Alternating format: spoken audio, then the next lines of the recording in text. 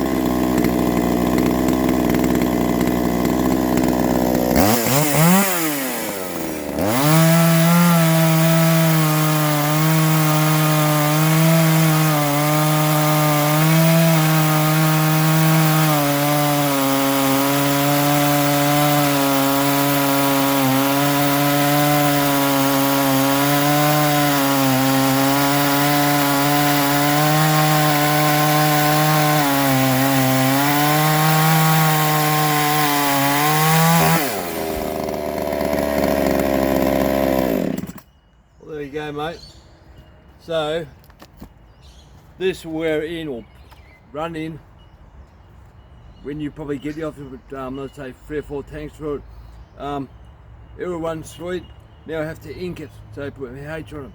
I might put something special on it, I don't know yet. I have to think about that. Alright, I'll be posting it hopefully today. Thanks mate, thanks for watching.